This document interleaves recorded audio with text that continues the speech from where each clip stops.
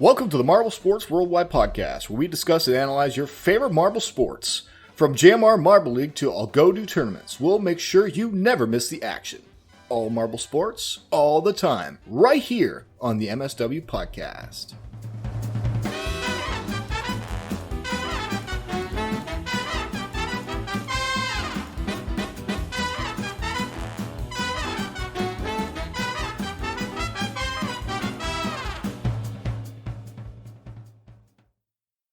Hello, everybody. Welcome to the Marble Sports Worldwide Podcast. My name is Brendan. And I'm Commander Wolf. And as you can see, all I did differently this time was I staggered the syllables a little bit more. I can't think of anything new to do at this point, so I'm just kind of say some words fast, say some words slow. That's all I can do. But anyway, welcome to the show, guys. Welcome to the podcast about marbles. We are on episode 99. And if you guys struggle with mathematics, that is one away in magnitude from episode 100, which actually is a huge milestone for not just our podcast, but in the podcasting community. If you get to 100 episodes, that's like, whoa, you really did it. So me and Waf, we are so excited about the fact that we've done almost 100 episodes. I guess we could both die in the next week still, so hopefully that doesn't happen. Hopefully Waf's mouth doesn't get sealed shut, or mine. We might want mine. Technical. Like, if you want to get technical about it, since I wasn't on the podcast since the beginning, I technically haven't done 100, but we're not gonna celebrate episode 110 or anything like that. I think that's just kind of ridiculous. No, of course not. And it's the podcast got to 100, not me, not you. Right. It's not about me or you. It's about the general essence of the discussion regarding marbles. So, yeah, but before we get into the show today and meet our very awesome and special guest, I'll tell you a quick story. Last Saturday, okay, so that was like a week and a couple days from now. It was my birthday, so I'm 19 now. Amazing. Happy late birthday. Thank you, Waf. I went out golfing, and so me and my friend went out there, and we warmed up and everything at the driving range. By the way, I shot an amazing game. I parred 5 holes that game. I couldn't even believe it. That was easily one of my best games, especially for someone who's never really taken a golf lesson. I've just kind of learned over a little bit over time. It was pretty good. So I was out there. We were waiting to start our thing at 4 was our tee time. So we were just waiting by the club area. So I was a little hungry. So I walk into the bar, and I was about to order something, and the girl behind the counter, she's like, "Oh, what do you want? Beer, draft? What do you want?" Because I guess because I'm tall or cool, I looked 21 or over, so she just assumed it was in there for a drink. So I was like, no, I can't. I'm younger, so I can't actually get anything. And she was like, okay. I wouldn't say anything. I wouldn't say anything anyway, but okay. So I ordered the hot dog. She went and get the hot dog. And then just for fun, I was like, she come back with the hot dog. I was like, okay, about that, would you actually not say anything? Would you actually not say anything if I ordered a beer? And she's like, no, I actually wouldn't. So I ordered a couple beers there. I know, but I did. It was my birthday. Wanted to have a little fun. So I got a couple beers. All right. And then she went and got them for me. And she comes back, and I was just so surprised that even just happened, because I didn't think she was actually going to do it, so she did it. So I just was in the mood to push my luck. So just for the frick of it, I don't know why I did this, but she came back, she gave it to me, and she's like, okay, do you want anything else? And just for fun, just out of almost instinct, I was like, hey, how about your number?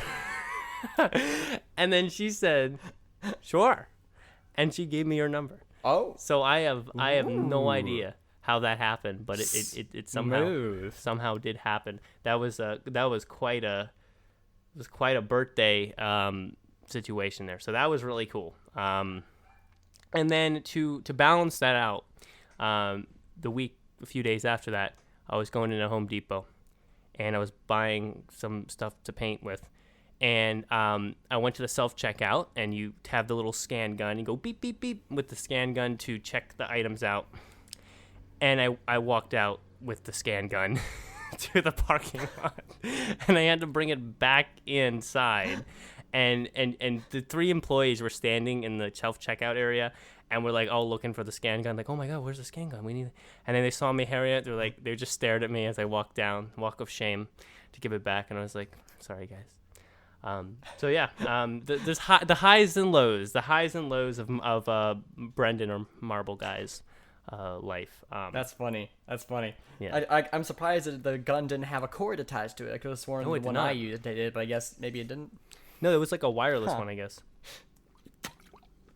But I guess in my life, my older brother actually got married on Saturday, and so like now I have a sister-in-law. Like it was a lot of fun there. Like I got to see some old friends who as well, and like for me it was very strange. Like the entire day I was like, okay, yeah, my brother's getting married, like it's whatever. But like it wasn't until like because I was one of the groomsmen, and like I was up there at the altar, and then like his wife Allie started walking down the aisle, and I was like, oh shoot, well, not really the aisle, because like she was an outdoor wedding. It was really beautiful, and like, but it was once she started walking down that I was like, oh, my brother is getting married. And like it was just such an interesting experience. Like I'm so happy for him. I'm really glad that he can, like, that he's moving on to this next chapter of his life. And like it's just kind of weird seeing that like now I have a brother who's married, and like the world's just kind of changing around me. So it's a very strange experience, but it's a good one. It's a good one. No stranger than talking weekly on a podcast about marbles, though. With that being said, thank you, Wuff, for sharing that. Congratulations to your brother, by the way. I hope that he enjoys being married. Can't wait. Hey, I can't wait till Wuff gets married. That's gonna be a day. That's gonna be. That might be a while, my guy. Yeah, I mean, same for me too. I mean, obviously, that's just gonna be. I don't even know, and we'll see. We'll see in the future, whatever.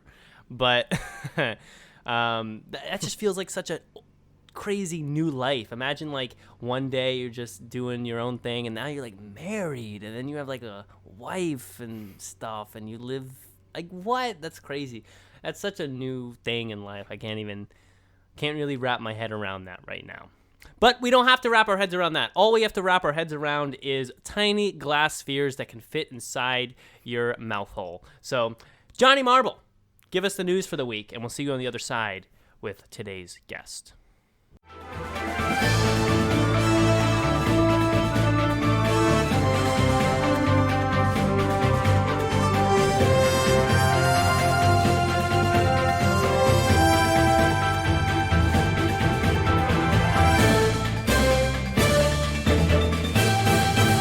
Hello, Marble sports fans! I am Johnny Marble, and as always, I'm coming to you for MSW, sponsored by the Marble Hotel. Wherever you roll, we'll be there. Race 10 of Marble Rally Season 5 featured some of the cleanest racing we've seen in quite some time, as the only DNF in the entire race came from the Ghost Marble, who got stuck in the starting tower. The racers sped down the hill at lightning speeds and incredible skill, such as when Superball stole the lead from Quicksilver halfway through the track. They gave it their all, but Quicksilver ultimately had to settle for second, as Superball managed to maintain their lead until the very end, leaving Slimer to claim third in the race. Only 2 races remain, and many of the top-ranking marbles are very close in points, with the top 3 only being separated by 1 point each. So, the title is still up in the air, so make sure you don't miss these next 2 races. I know Johnny Marble won't. Next, we have Race 4 of the Racing Marble League Season 2 at the Camber Canyon Raceway, featuring several swerving tracks and 4 Mueller corners. Early on, Crimson Lady held a pretty dominant lead, but Rampage would eventually fight their way back up from 20th to challenge her for the gold. After some back and forth between the two, it seemed that she had the victory in the bag. But right at the end, Rampage took the middle lane of the final Muller corner to shoot ahead and take first, leaving Crimson Lady with second and Goat with third. Rampage, I'll stop doing that, continues to lead the pack with a fairly comfortable lead. But with only 2 races left, they shouldn't get too comfortable, lest they find themselves suddenly dethroned. Well, guys, I've been a very sore-throated Johnny Marble. You have been the best fans in the world. Let's kick it on back and continue now with the podcast.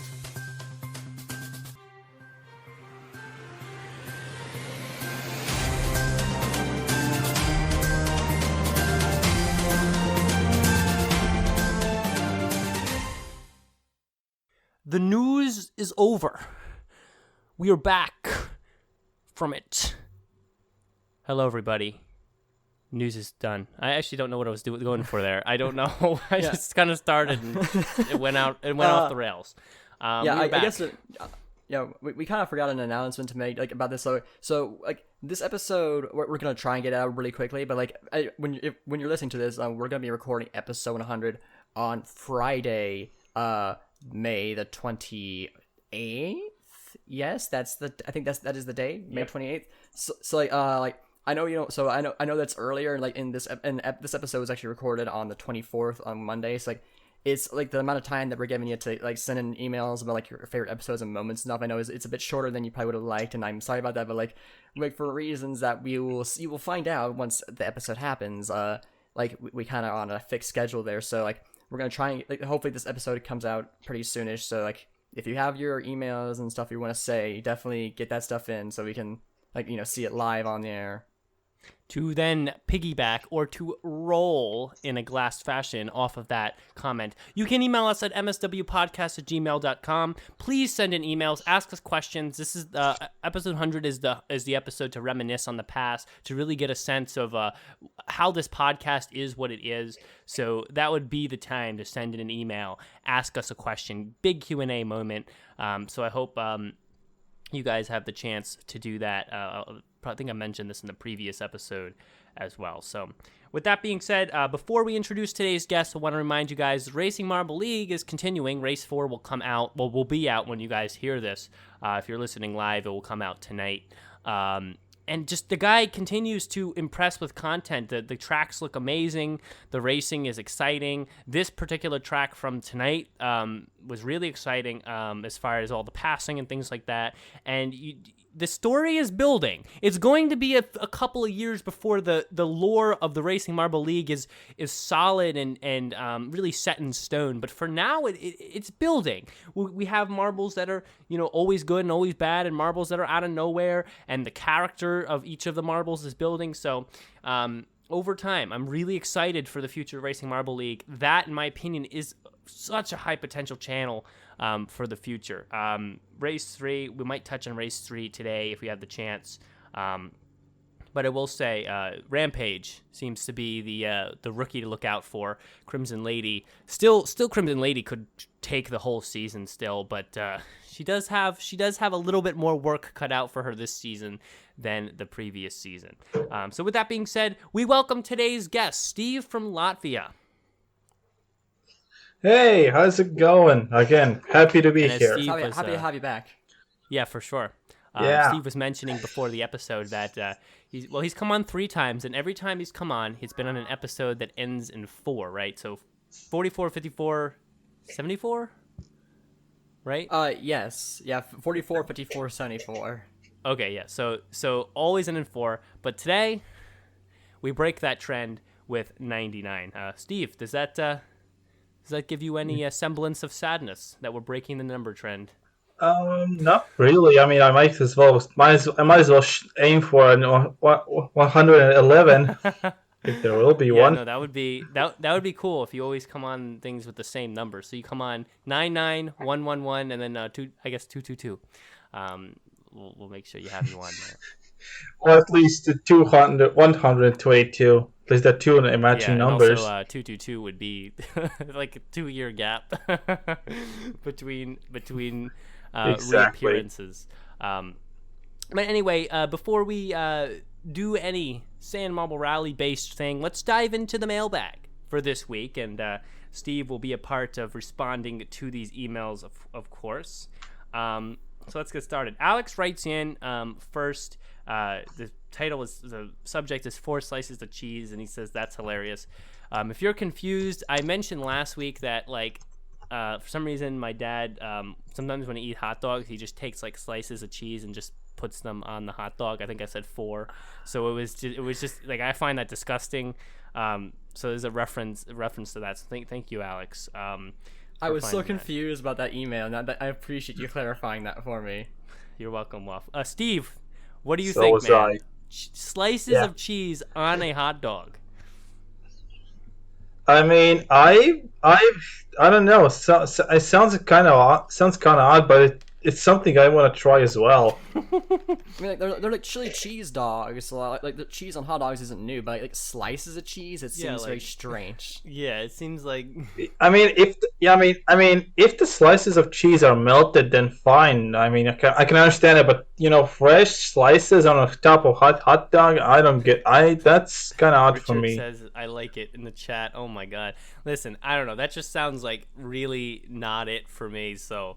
I don't know what to say about that. But anyway, it's definitely odd. That's for sure. Yeah, but yeah, my dad just eats anything though. He'll eat anything. If I don't know. Next email. Edu writes in, and Edu always has very, very nice emails. So let's see what he has to say. He says, a balanced championship, there's nothing better than that. That's the subject, so I don't know where this is going.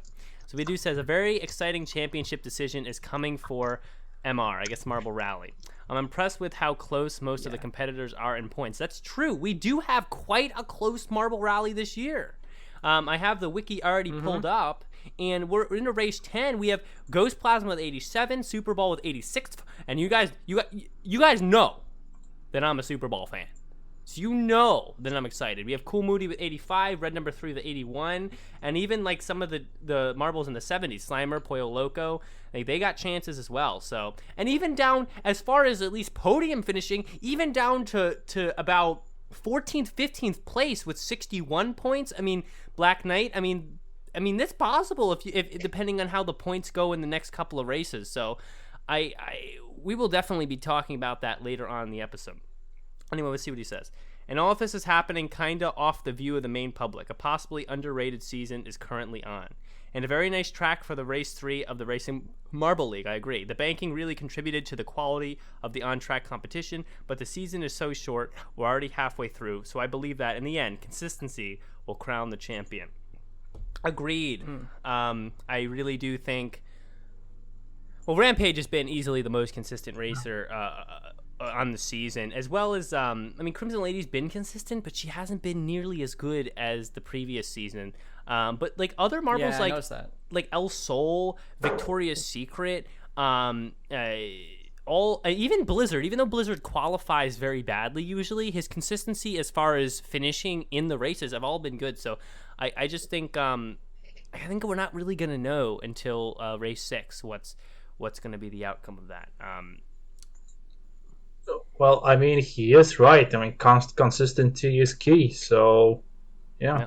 No, that's true. That's the motto I feel when we talk long-term competition on this show. I mean, at least for me, that's what I'm always saying. You have to be consistent. You have to be able to be good in more than just, I guess more than just one event, or really more than just once.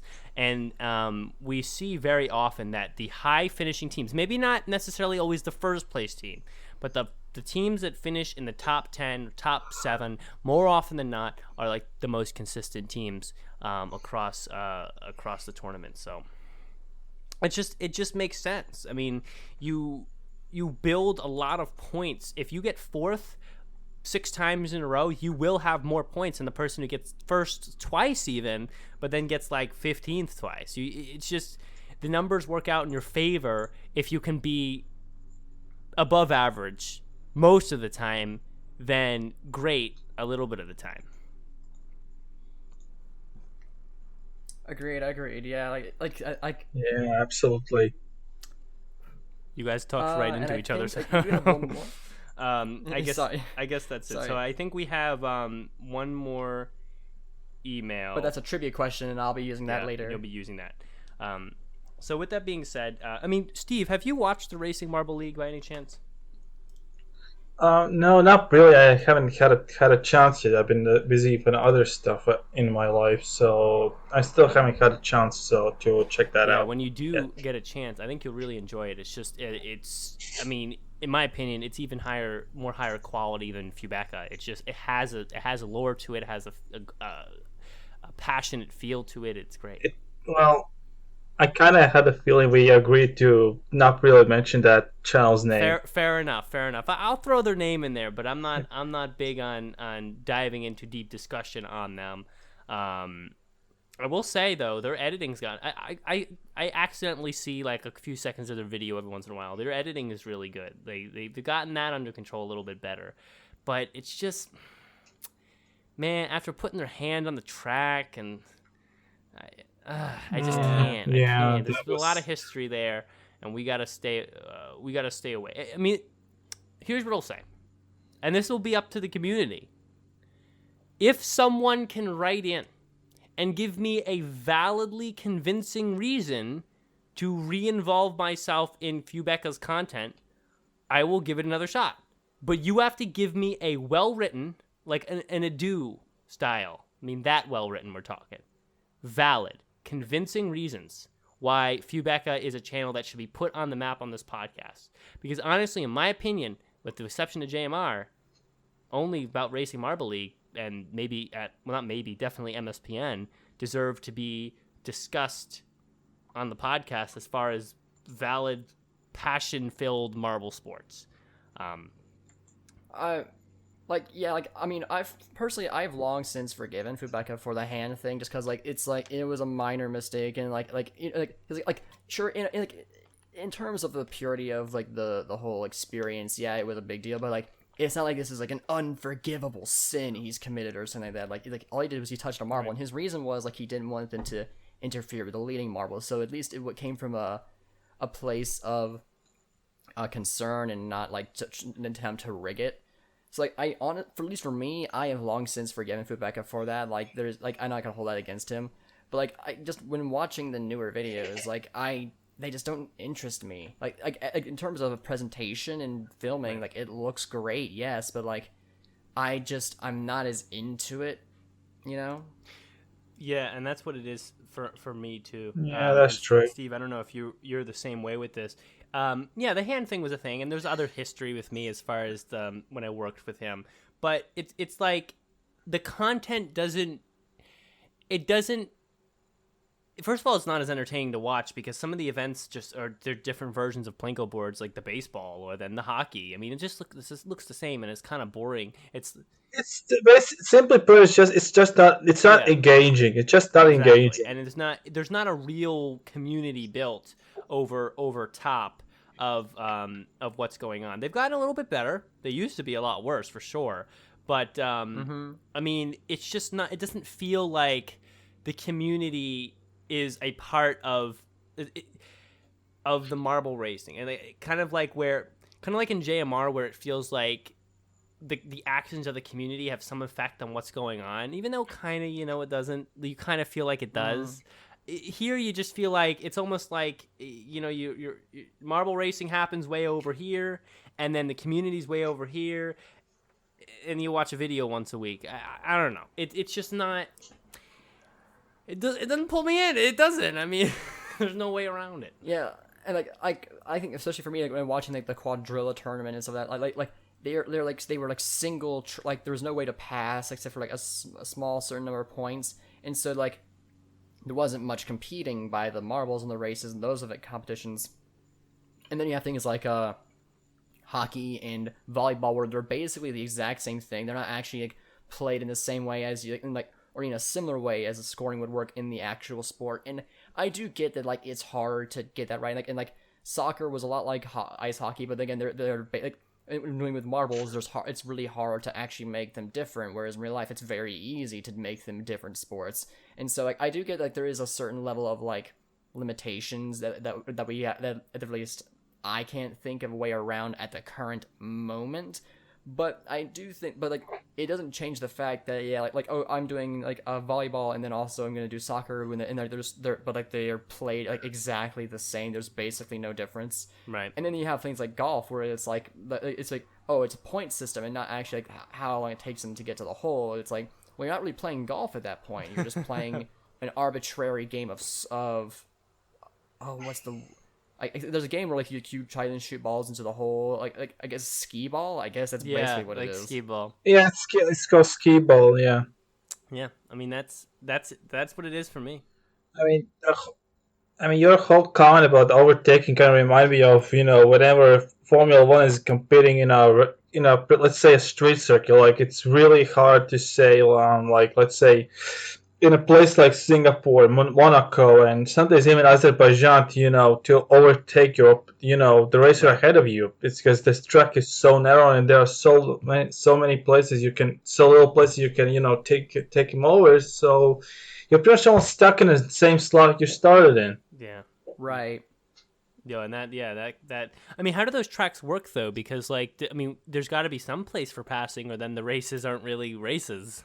There was like the Quadrilla tracks. Like basically, there were points where like they would all four the marbles would all go down like into a middle section that with like a teeter totter kind of thing where one side goes this way. So we see the faster you get there, the better chance you have of passing. Sure, but like there was I think it was like a Quadrilla race. Basically, you launch into an arena to get points. But like if you got but if you like just got the same points as someone else, then it was whoever launched first. So like there was a certain level of like getting there first, sure, but like after a certain point, you're pretty much guaranteed not to win, right? Because like in terms for time wise, like it would be a miracle for the marble directly let's say that there's normally they end up 2-2 on both halves of the track. So let's say the two marbles on the left, they both got ahead of the other two, and then there's the final split before the launch. Both of them would be going on different tracks, but the one behind them would still ultimately be going second, and so it's like it'd be very difficult for them to ever actually pass. So even if they got the same points, they're pretty much always guaranteed to lose out because they didn't get there first. No, right. No, yeah, that makes sense, and I think this for me, it's the lack of care that's present, the lack of effort to make it not like that, where it actually makes a ton more sense. So there's a lot of passing, is why I'm not super into Fubeca, because he can't not notice that. I mean, there's no way. There's just no way that he sets that up. He is the one making everything. Right. He's the one making the tracks, making the videos, the editing.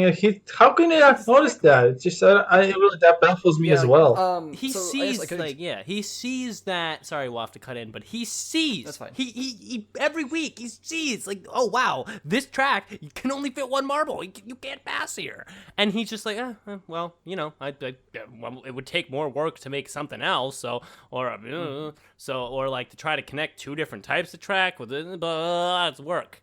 Yeah. And that's why I'm like, it's quantity. It's quantity over quality. It is what it is. Yeah, I think so. I guess in some defense, the Quadrilla tournament was directly sponsored by Quadrilla themselves, and so he was kind of forced to use them. But I guess a great example is the Quadrilla basketball. So they basically would race on those Quadrillas. They would kind of do the teeter-totter thing, just somewhat separate, and then they eventually get to a launch point where they would launch into a 9-hole basketball goal, and certain baskets had more points, and if you missed it, you got no points.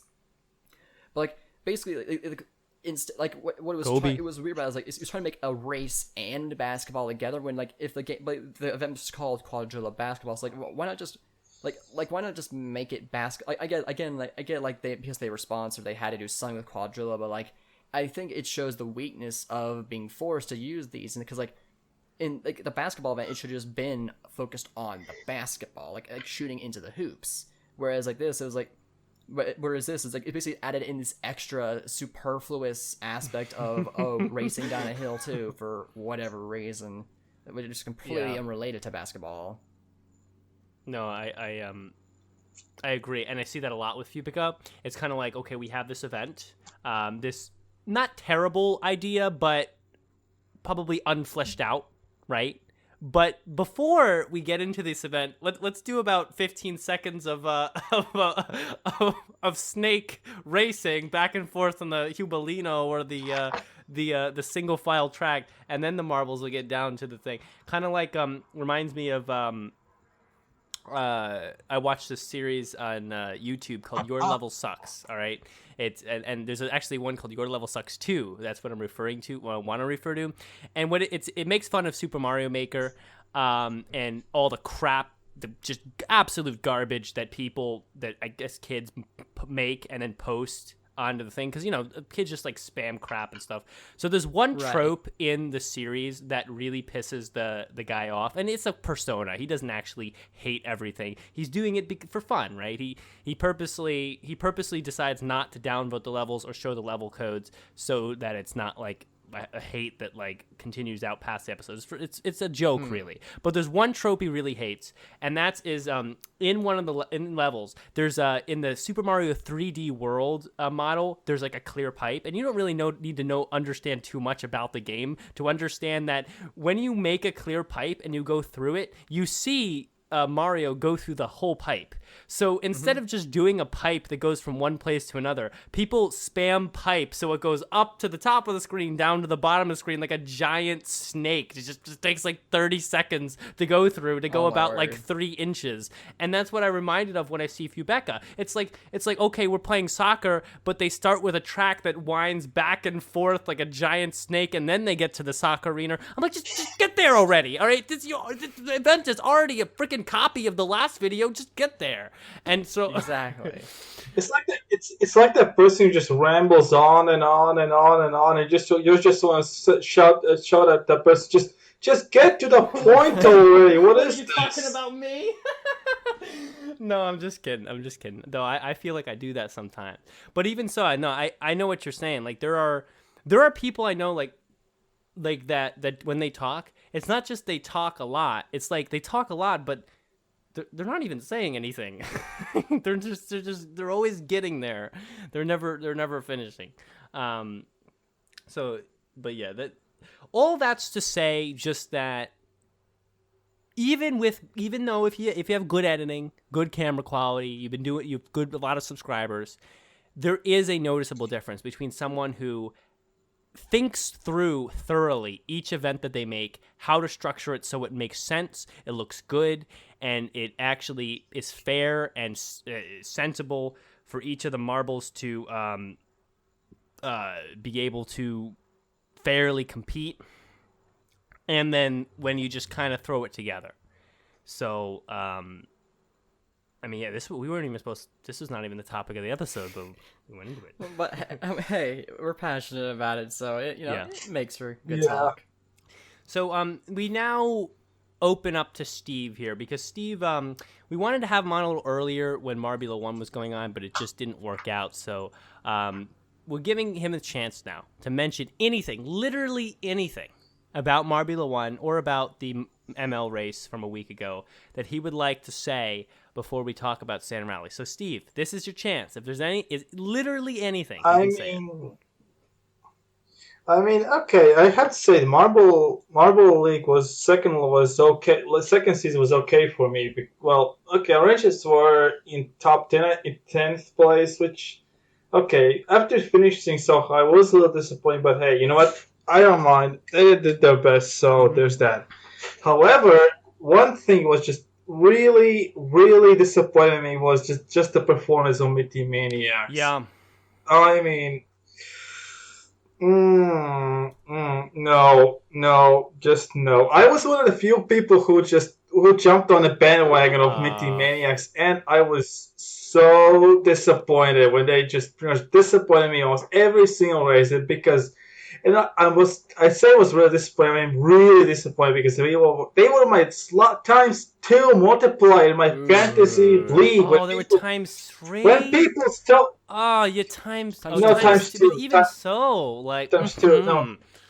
No, because people kept telling me pick Crazy Cats. I said I was that stubborn fool who said no. I'm going with Minty Maniacs, and look where it put me now. Man, listen, if Yeah. there was ever an advice to listen to, I mean, come on, man. Pick Crazy Cat's Eyes. 183 points on the season. 183 on the season.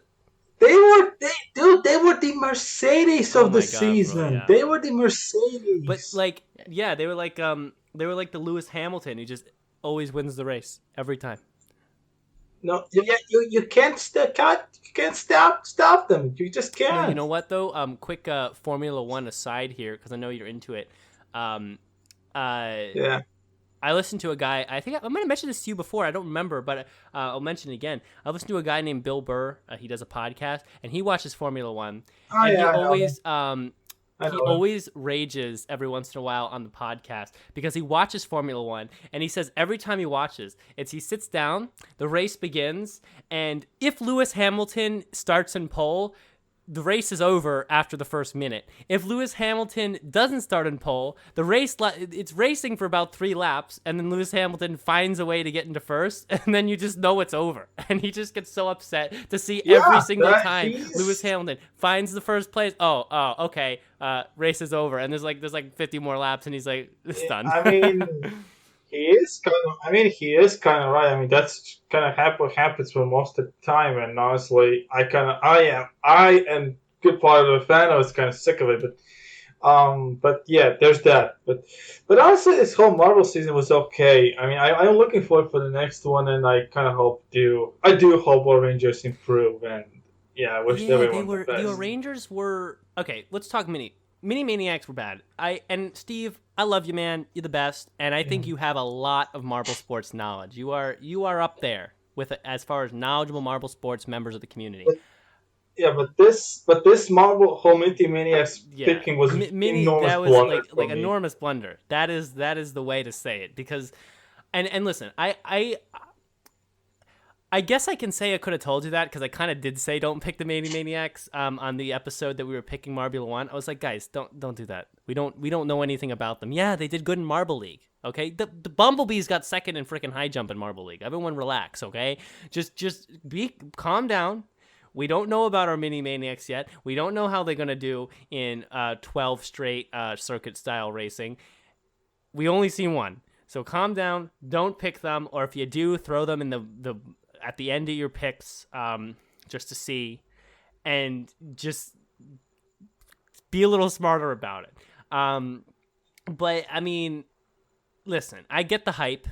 They came off a really good ML season, but and they did actually do good in that final race. It's just that because you haven't seen enough of them, it's hard to make a definite conclusion about them. But the thing is, on the other side of the coin, you had easy definite conclusions. Crazy Cat's Eyes, come on, man. I mean, like, I didn't expect them to get first and just blow everything out of the water. But the Crazy Cat's Eyes as a whole, you know they're a solid team. You know that they're a team that will compete. And for me, they were a non-multiplier pick, because I was like, okay, they're going to do well, but they're not going to kill it like now. And I was a little bit off with that, of course. But like they were like a pick where you have a lot of background information. Savage Speeders, of course, not a bad pick, and they somehow finished in second. I still don't understand how. Green Ducks, I mean, like those were all. I think I picked all 3 of those teams in the top. But yeah, like sometimes you got to just go with what you know, and you maybe can throw a team. Like, don't best advice right here. I'm going to restate. Don't put a team on your fantasy in a multiplier if you don't have enough information to be sure that they'll at least perform decently. I'm gonna take that to the grave at this point, honestly. Put that on your tombstone. All that, whatever. Yeah, Write that down, Wop. Actually, write that down, because that's not bad advice. What I just said. Could you repeat that, please? I don't know what I just said, but I said, don't pick a team for your fantasy multiplier unless you are sure they will perform at least decently. Something like that. You can listen back to the episode and figure it. Okay. Because it's just, I'll be sure to do that. We need information. Your times 3 or times 2 multiplier in your fantasy team is invaluable. Yeah. It's the key for your fantasy team. for the person who had for the people who had crazy cat size times 3. I mean, come on, man. They ran away with it. They just absolutely ran away with it. there. Oh, I literally jeez. saw Waff roll his eyes. No, I'll give you that one. I'll give you that one. That one's a good. I like that one. Yeah, but apart from everything else, I think this was a good season. Shame about they removed the bridge in Midnight Bay, but apart from that, I think the whole season was solid. Where, man? Yes, exactly. That was the best part. Thank you, Why would they Steve. remove it? I think it's because they use it as ice in the snow race, in that race and like on the snow track, and so they didn't want to like make it less special. Oh, come on, man. I guess that's my only guess. Put another bridge. Put another bridge. Let's put a bridge there. Doesn't have to be glass. Yeah, exactly. I mean, Racing Marble League, they got bridges with grading on them. They got Muller corners. They got a whole bunch of shit. Where's the bridge? Come on. Yeah, why would you remove it? Well, apart from that, I don't think there really is anything else I could say about the season. Yeah, I mean, the last thing I want to ask before we move on to Marble Rally is this. I just want to. You may not have a huge opinion, but I want an opinion. The old Rangers are a confusing team because they're good and they're always a valid pick, but it's hard to say where they're going. Like, do we see that this was a tough year, but they're going to come back stronger in season 3? Do we see that maybe the Rangers will get overshadowed in the world of Marbula 1? Not in the world of Marble League. We'll get to Marble League and the Rangers later. They're on my They're already on my. They're on my fantasy team yesterday for this year's Marble League, but later we'll talk about that. Marbula 1, Steve. Tell me what you think about the future of the Rangers. Yeah. I think they were just probably they were just tired because they put all their energy, in the Marble League because they were just doing so well, until the choked at the very end. But let's ignore that. I kind of have a feeling they were, resting, just not giving it the all. I mean, they got a medal, but I think they were just kind of resting after the whole Marble League thing because I think they put their 80-70% of their energy in there, so they didn't have any much left for Marble 1. I kind of hope they they balance them out and for the next time. Yeah. I mean, I can kind of get that, but at the same time, especially with all of the delays and the hiatuses that M1 had, you would think that they would have had plenty of time to recover from all that strain. I get. Yeah, that's fair enough. So it's hard. Sorry, go ahead. I mean, we don't know. We really don't know what's happening behind the closed doors at the Orange's headquarters. I could only imagine that headquarters after the end of ML 2021. Oh my god, man! Listen, I know this is just marbles and I hate to think how many picture emails and messages they were sent with their comparing them to the Atlanta Falcons, or as I like to call them, the Atlanta Chokers. Oh my god, yeah, dude, that was like a choke like that. Oh man, I've never seen something end so unfortunately. But I don't know. In my opinion, it speaks more to the skill of the Savage Speeders and less to the lack of skill of the O-Rangers. But I mean, again, that's. Man, that's tough. And I think maybe part of that loss might be part of the mental game for them when they went into Marbula 1. Maybe their mental game wasn't where it should be because they were still dwelling on that choke. Yeah, that's true. I mean, again, with the whole choke, I kept quote the South Park character, "You blew it! You had it on, you blew it!" No, that's exactly what happened. And dude, they had it so much that people were already assuming the win. 3 events before the end, they were like, "Okay, Rangers got this. Dude." Yeah, and look what happened. That's exactly what everyone thought before the fourth period in Atlanta when Atlanta won a Super Bowl. I forgot which one it was. Yeah, and dude, to just watch, because of course they have reruns of that Super Bowl to just watch. The infamous 28 and 3 meme. Man, I can't believe it, man. And like that stuff's happening. I just think it's kind of so cool that stuff happens in marble sports too. That marble sports has that sort of capacity for lore like that. That's what kind of makes it so much cooler. But yeah, I don't know. Marble Rally. Yeah. Marble Rally. We got to talk some Marble Rally. Let's move on to that. Again, as we mentioned when we were reading some emails, it's close. It's close. Do we want to do trivia actually? It is to transition to it? It is very close. My money is indubitably. Okay. And try to spell that. Actually, let me try to spell. We'll do a spelling challenge. Indubitably. Oh God, I have no idea. We're just doing a quick spelling challenge here. I don't even know where to start. Let's start with I. Indubitably. IND. Okay, I'm already lost the word. Indubitably. Ooh, INDUB ITIBLY. Is that right, Wolf? Look that up for me. Shit. Come on. If you have a monocle, you can say it much easier. Indubitably. Listen, I don't know if I finally got it, boys. I finally got it. Wait, what? God, You have a monocle right now? I love that. I love that. He has the monocle. that. Guys, if you're not watching on the YouTube now, go to the YouTube right now for this moment. He actually has the monocle. That's so cool. I love that. I love that. I love that snobbish British voice. How'd you spell it again, Brendan? INDUBITIBLY. Almost had it. That last I is an A. Oh, come on. See, I'm telling you what, man. I can spell, but not really.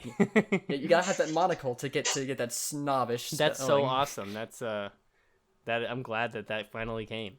But anyway, indubitably, I think Super Bowl is gonna win, and I'll tell you why I think Super Bowl. I'm gonna show you why I think Super Bowl is gonna win.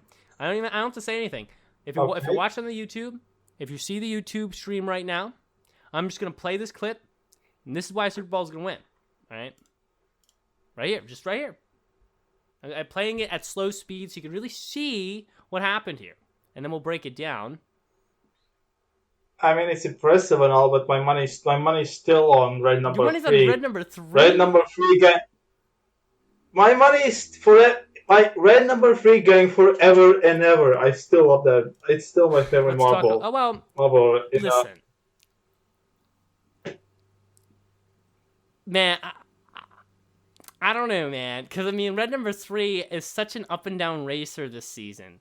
We started terrible, 6-6-0-3. But then we got a silver. Brandon, I think you forget a very simple thing. It's not how you start, it's how you finish. But, I mean, sometimes we can use how a marble starts to predict the likeliness of their finish. How about that? Well, that's exactly what... Well, look at Savage Speeders. They started terrible and, well, look what happened. So, basically, by your logic, would you assume Savage Speeders are terrible? Fair, because they did...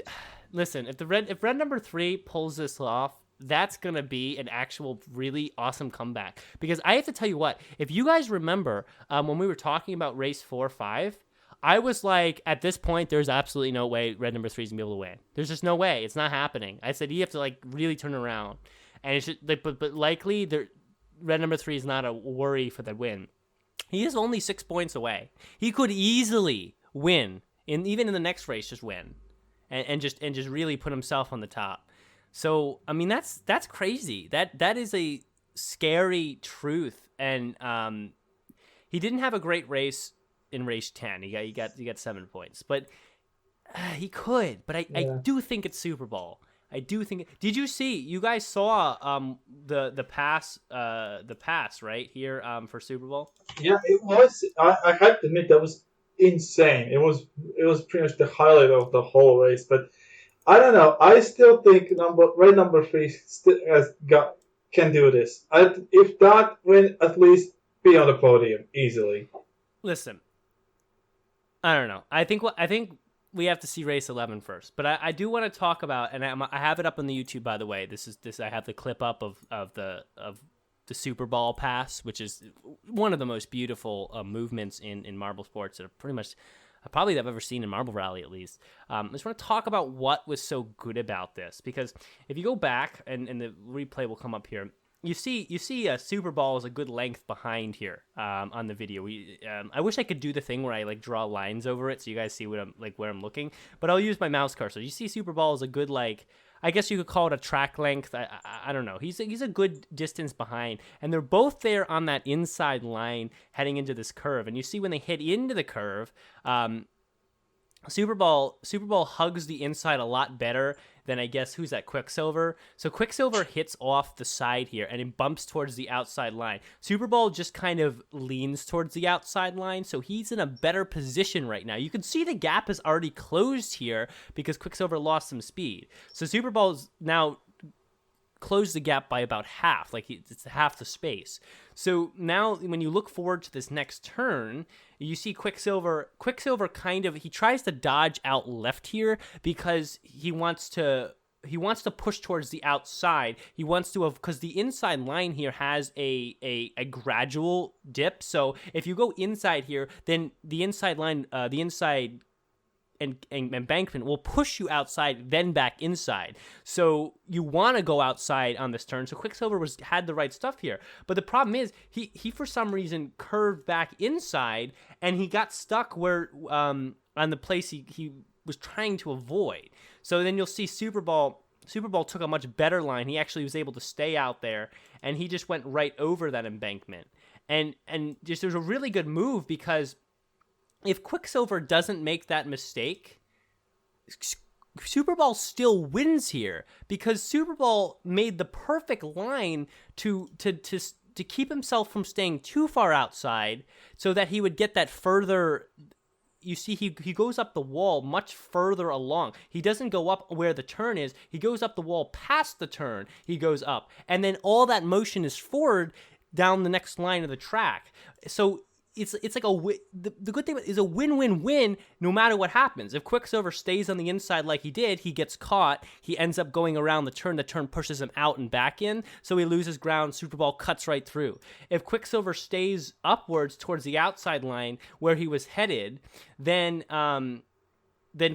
Super Ball still is able to cut right through and get just in front of him, or at least have a lot more speed coming down the next stretch, and probably at least make a good shot at him. If Quicksilver doesn't move at all, if he kind of stays right even with Super Ball, what happens, Super Ball could have collided with Quicksilver, but he's colliding at an angle where he's just going to push Quicksilver towards either side of the wall. So it was a beautiful move, because no matter what happens, Super Ball had the correct line to almost always come out on top. And it's such a precise line, because if he was too much inside, he would have followed Quicksilver right down the path to the upside. And if he was too much on the outside, he probably would have collided Quicksilver on the wall and actually just pushed him forward. So it was a very tough line to hit. And so when you see this kind of move, you realize that, Super Ball's been up and down this season, but that right there was a real show that Super Ball really knows what he's doing out there.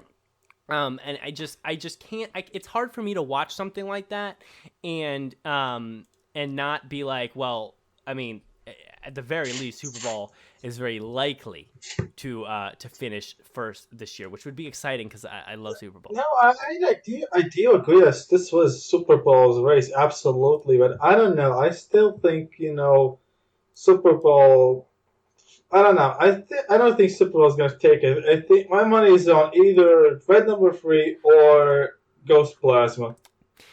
Yeah, I mean, you can't go wrong with Ghost Plasma. I did forget to think about him for my fantasy this year. I mean, this was a pretty bad race for them for it, but I think he'll recover easily. Yeah, and like I said, he's up 1 point and he's got 2 races left, so it's just going to be about holding composure through the last couple races. Not trying to do too much, because he's still got a good lead. Just putting himself in a place to be consistent the next 2 races, because as soon as he starts trying to do too much, that's where it's going to fall through for him. We can talk about do you have a fantasy this year for Marble Rally? No, I don't. I do. I'm trying to find where mine is at. Mine was kind of low. I kind of struggled in the last couple of races, but this one wasn't bad because Super I Bowl. mean, as you look it up, I can say this has been a pretty chaotic season. This year, I think it was season this so far, honestly, because pretty much a lot of things have happened Oh yeah, this because year. like red number 3 went from one of the worst marbles out there to actually one of the better Yeah, and racers.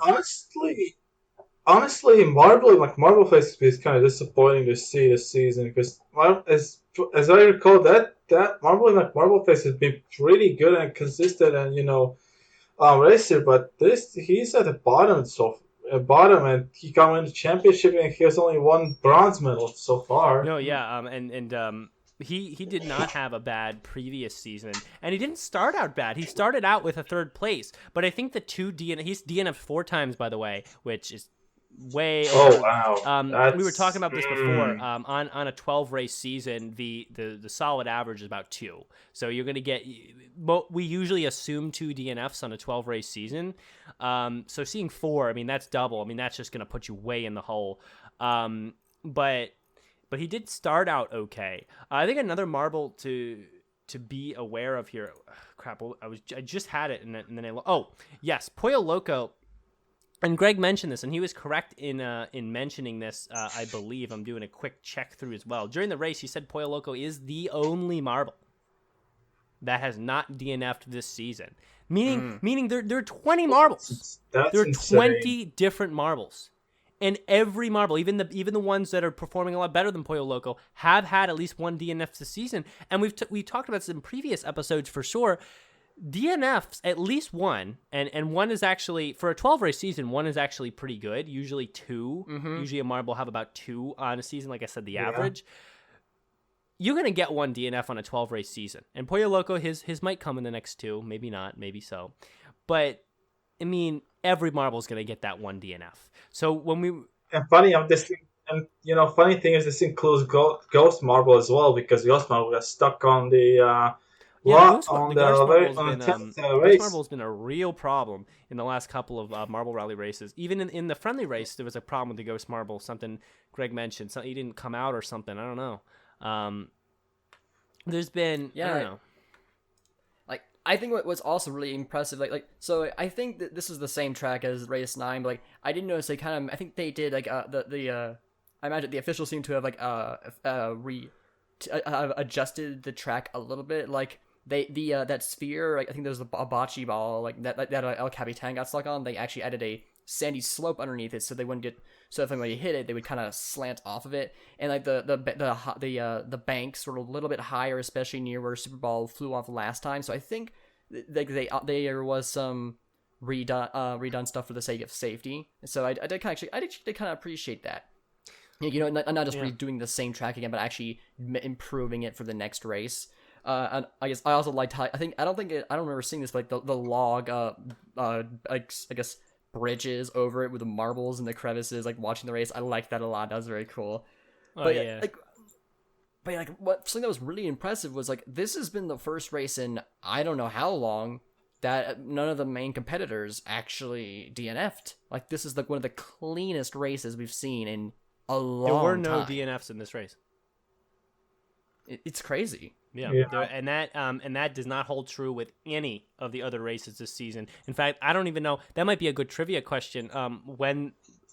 How many races were there actually no DNFs? You might even only find one.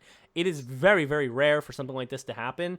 And I think that supports the validity of what WAF's saying, that they made slight adjustments to the course. They're using the same general course, but they were like, okay, some things didn't work out. Let's make a couple adjustments so that when we race again, it works a lot better. And that's something that JMR does that it's little, and it might be hard to notice that if you're just a casual fan, but it does stand out. That thing with even okay, we're not going to make a new course every single sand rally because they take forever to make, but you know what? We'll at least try to adjust the old one if we see any problems in race 1, and that is a great thing that we can kind of have that sort of trust in the channel to be making those granular adjustments each week. Yeah. Indeed. I guess this is gonna be one of the most interesting seasons I think ever. Like just like I don't even think last Oh, year's definitely it will be. I don't think even last year's was this close, right? Like no. with the top 3. Last year was not as exciting San Marble Rally wise as this year, at least in my opinion. Like this like even though it's only the top 3 who are like the 1 point apart, I could see the top 6 all being very great contenders for the title this year. Like I'm being serious. Like they're all doing extremely well. Like it's not very stratified. Yeah. All right. Well, I think the best thing to do, first of all, but before I say this, I want to see El Capitan finish 5th again, just for the joke of him finishing 5th all 4 times. So he could do it. He could do it. He's only about 10 points out or 8 points out. I hope so. I really hope so. Finishing 5th? Just for the freaking joke of him finishing 5th every single time he's ever tried Marble Rally in his life. It has been like 5 years. He only finishes 5th. I just want it so bad. So I'm hoping for that. Team Galactic will be proud. for sure. But I want to talk about. We're gonna have to get the trivia for a second. But I want to talk about this for a second. We each go around. You give your predicted podium for the end of the season. You give your predict the podium. Predict. I mean, I guess just predict the top 3. Like, I mean, like. You're probably gonna be wrong, but I mean, try. See if you can get one right. Predict that top 3. Okay. Start with Steve. I'll say that red number 3, Cool Moody, and Super Bowl. Okay.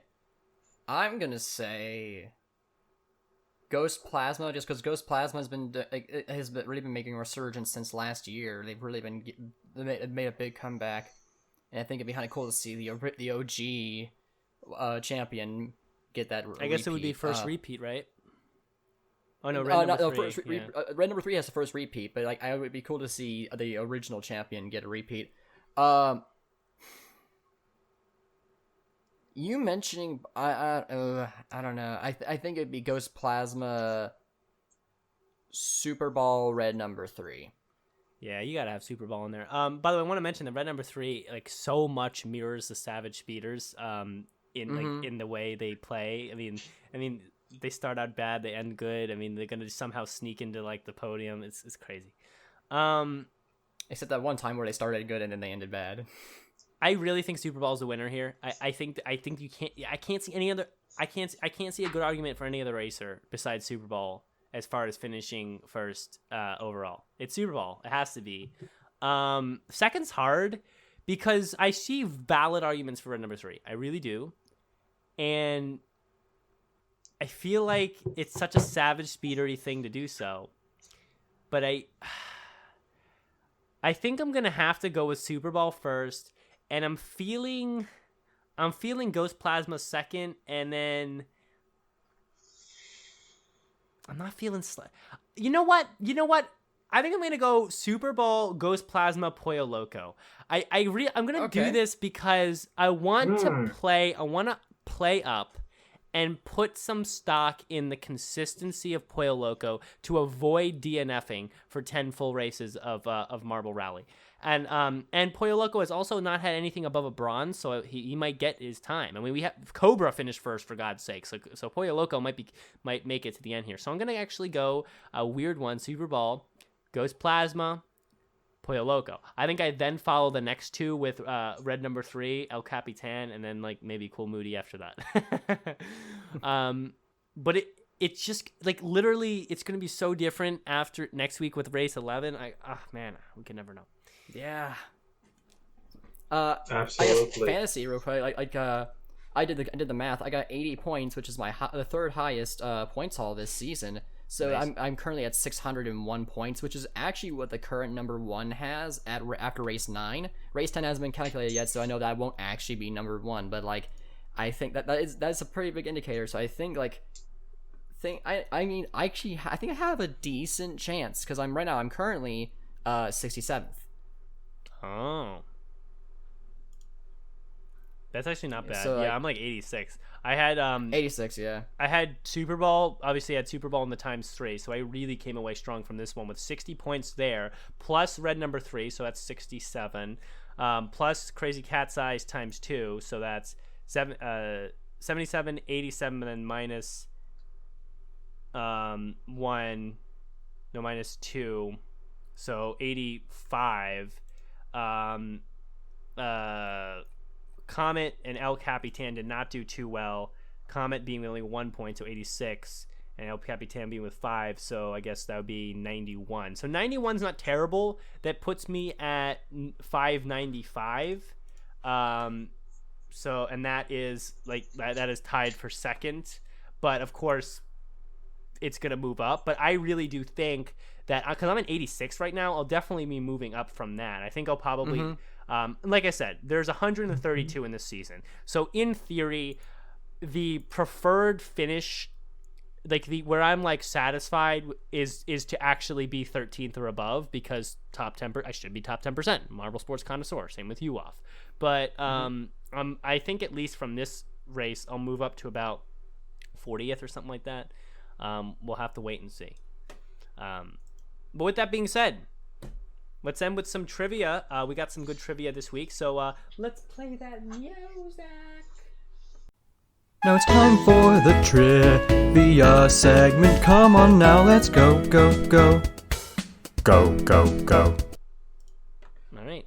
So, Steve, we'll let you start us off this week with the trivia question. All right. So, name the Marbula One race who had the least number of changes. Marbula One race with the least number of lead changes? Yeah. Yeah. Oh, we know this. The Mini Maniac way. The maniacal way. What the first one was Yellow Eye, right? That's got to be it. They had the least amount of lead changes? Yeah. Yep. I mean, yeah, because like the lead, I don't think ever. What was the name of So freaking? What's the name of that? Mini. The Maniac. I can't remember, but like, well, I think did Yellow Eye have it from the very beginning? I think they got it after the first lap, but like even then there would just be one lead change. So like, It's yeah, gotta be I think, the yeah, the Mini first Maniacal race. way, right? Minty Mania. Thank you, Minty MFA. Mania. GP. Well, actually, it was season 1 of A Raceway with only one lead change. What? Wait, how many lead changes were in the Mini Mania? I don't know. I am going to check this right now. What? Surprisingly, I'm Yellow Eye did not have the checking it fastest lap. Momo did in Mini Mania. Yeah, dude, Momo was doing so good this season. You thought Momo was going to be important, but not. They were important. They were doing good. They did good in the end. They did okay. Yeah, you got to tell me how many elite changes were in. Actually, let's just look it up. I'm curious now. I'm looking it up. I'm kind of looking it up right now, and I don't think there was any kind of. I can't. I can't find it for some reason. Oh wait, hold on.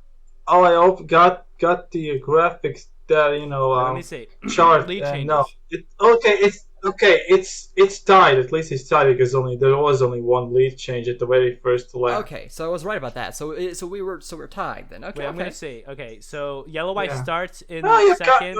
okay, I'd say you were He dives halfway, into but first, okay, so I'll that's give it one to lead you. change, and then that's it, Yeah. right? I mean, he stays ahead the whole time here. They both had one lead change, so there's that. So yeah, there was one just because Yellow Eye did not have pole.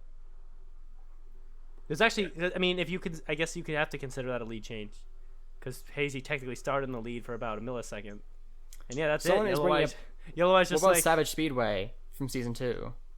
how much did that have? If not, like someone's bringing up the fact that I think Red Eye was from pole to victory, so there might not have been any. Well, I'll check. Oh, hold on. Let's fact check this. Let's see. I'm gonna watch Red Eye here.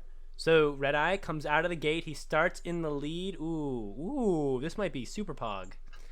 I don't say pause very often though, actually. I mean, we'll see. I mean, yeah. I mean, he's already in the lead, and this is one of Red Eye's best moments too.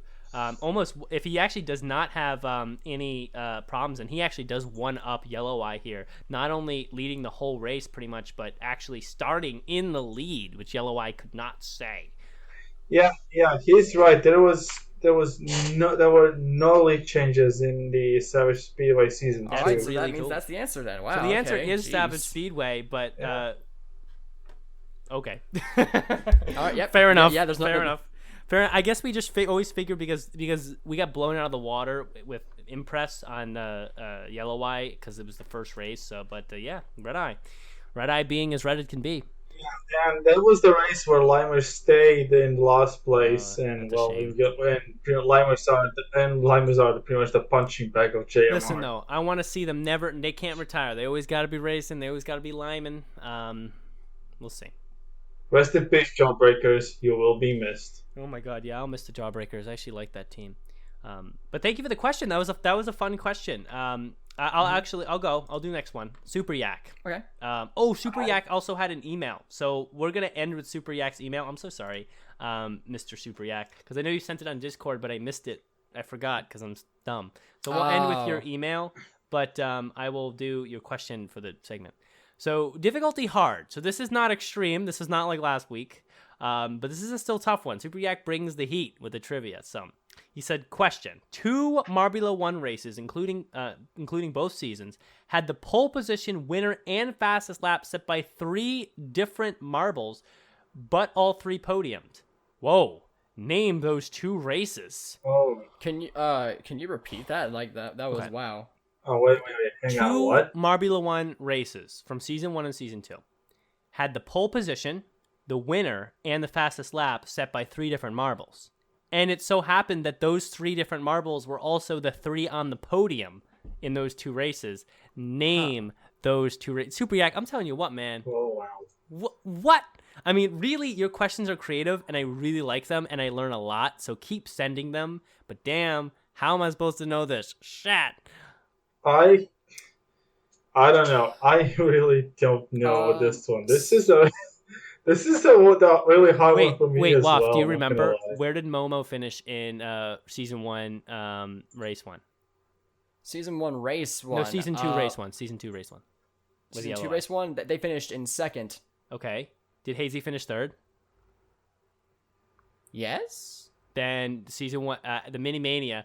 And by the way, I will say the only reason I got that is because I had to see that to look at the previous.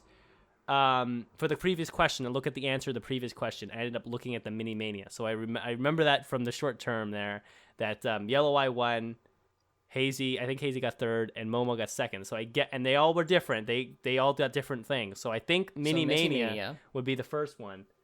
Well, now we now know that the O Raceway from season 1 had only 1 lead change, so that could be it. I guess true. I guess technically, wait, let's think of this through. No, it cannot be the Savage Speedway. It can't be Red Eye, because that would mean he had pole and fastest lap. Yeah, and that would mean that the other O Raceway from season 1, that would have only 1 lead change, which means the pole position did not finish first. racer finished 2nd, so on the podium, and the 2nd place finished 1st on the podium. And so that we would just have to hope the fastest lap also happens to be the 3rd guy. So I would actually go Mini Mania and O Raceway season 1. How about that? Same here. I don't know. I'm stumped. I really am stumped here. All right. Well, we got one answer. One answer from the 3 of us, Super Yak. Let's see if we got it right.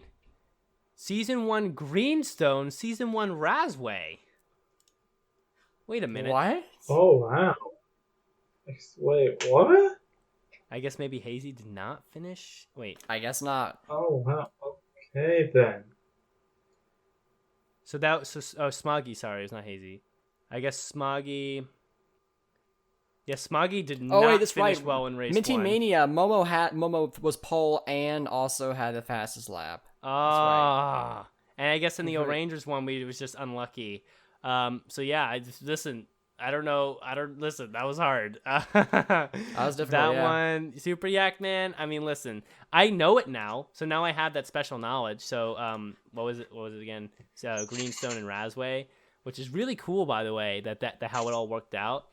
But yeah, that's a good tidbit. Wuff, beat that. All right. Yep. We have our last trivia question here from Richard Hinckley, who I sent it in an email. Now this question is similar to one we've had a long time, a few episodes, I don't know how long ago, but it's I think it was we had it for Marbula 1 Season 1, and it might have been from Richard. It was a bit weirdly worded, but I do think I have it figured out. So, in a Marbula 1 race, the way this works is a marble, where they start at the beginning of a race, and then where they finish. If they finish lower than where they started, they get negative points. And if they finish higher than where they started, they get positive points. So, for instance, if you started in 5th place and then you ended in 7th, you would get that marble would have -2. So, which Marbula 1 team do you think will have the most points for Season 2? So you're saying which kind of marble in the qualifying position? Which marble? The team. Which team? It's a team? Which team made best use or kind of I guess made profit upon their qualifying positions? Is what you're saying, right? I am going to shoot and say Team Momo. I'm honestly going to say that, Team Momo always fought so hard from the back to the front all the time. There's no way I can say Team Momo is a great choice. Absolutely. Are you going to pick Team Momo? Is that what you're picking, Will? Yeah. No way I'm picking Team Momo. No, absolutely. No, I have an answer. Don't tell me the answer. I haven't said the answer yet. No way I'm picking Team Momo, though. I don't have the answer. Richard will have to tell us in the live chat. Or in the stream chat. Yeah, well, I'm not looking at the stream chat right now, so Richard, hold your answer until I guess. It's not Momo. It can't be. It cannot be Momo. There's no way.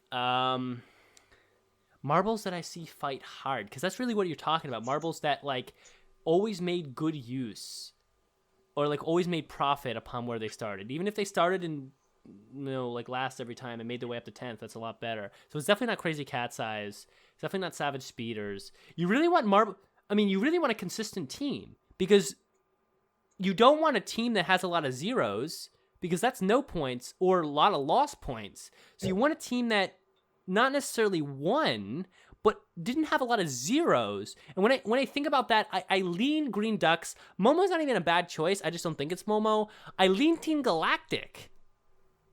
Okay. I'm not... Sorry, I have this pulled up, but I have the Discord covering it. Yeah, I can't see any helpful stats from what's pulled up on the Chrome right now, so I don't think I'm trying to cheat. But I lean Team Galactic out of understanding of their consistency. So I would say Team Galactic, and then my secondary would be Green Ducks. So I'm going to lean Team Galactic. Tell us what it is. Team Momo 25, Hazers 21. So this is actually the standing. So Team Momo had the most points. Damn, it was Momo with 25. Wow, Steve. Hazers then had Waff. Yeah, and also Steve guessed Momo, correct? Yeah. Awesome. Yeah, I said Team Momo. Oh yes, Joe so Verity in the live chat. Please suggest a trivia question now. By all means, please go ahead. If you want to, we'll throw an extra one in today, but do it quickly. Damn. Momo. Yeah, I have some stuff to do as well. Wow, let's talk Momo for a second. Let me find Let me look at this. I just want to see it with my own eyes. I've already on Marbula. Wait. So Momo, they finished 5th, so I guess I shouldn't have counted them out, but they do have a bunch of zeros. I don't know. I felt Galactic. Well, Galactic did have 4 zeros though.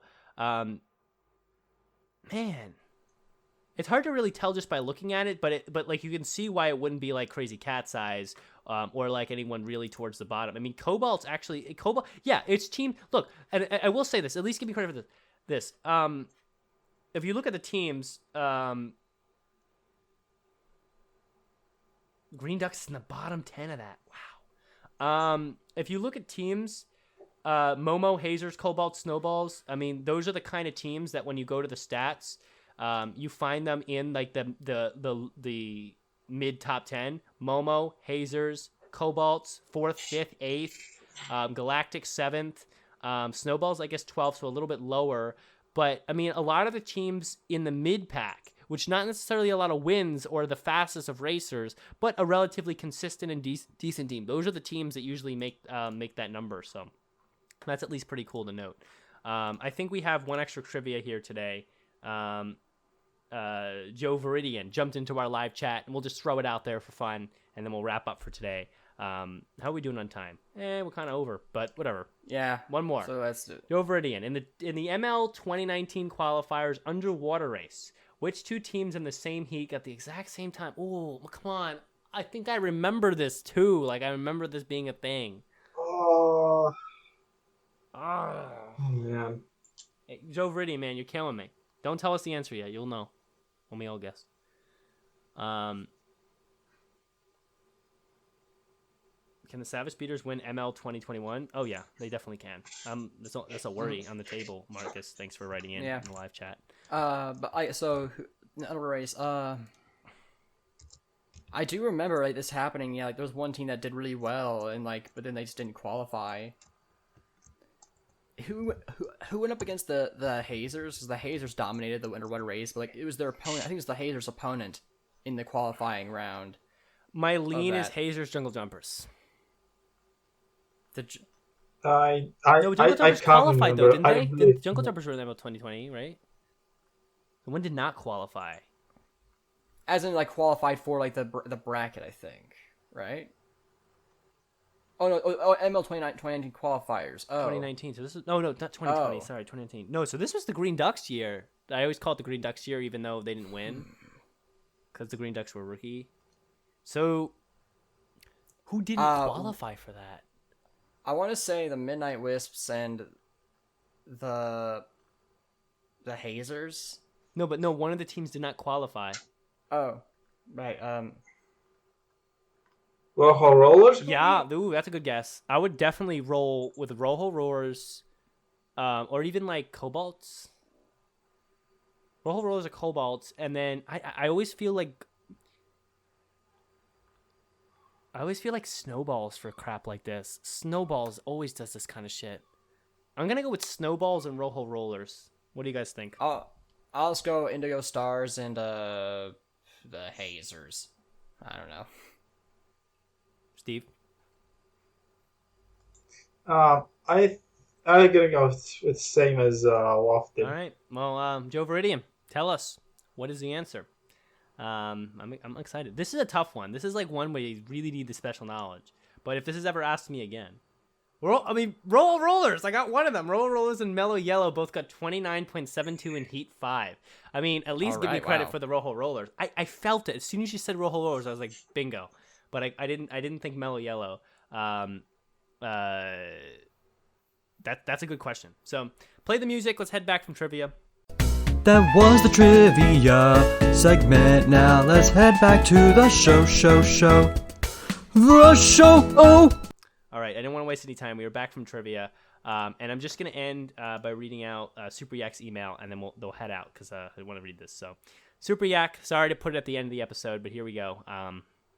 He says, shoot, forgot to send in my speed skating thing I mentioned last week. So I have a photo attached that shows the results of marbles in each heat. Talking to someone about the results, he said this. The starting gate for each heat either have marbles a push or knock them back slightly, giving them a slight advantage or disadvantage. Thunder was the only one who deserved the medal. Thunder started off with a disadvantage but came back with a record.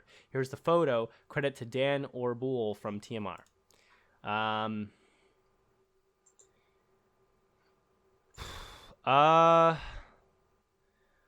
Listen, I'd have to look.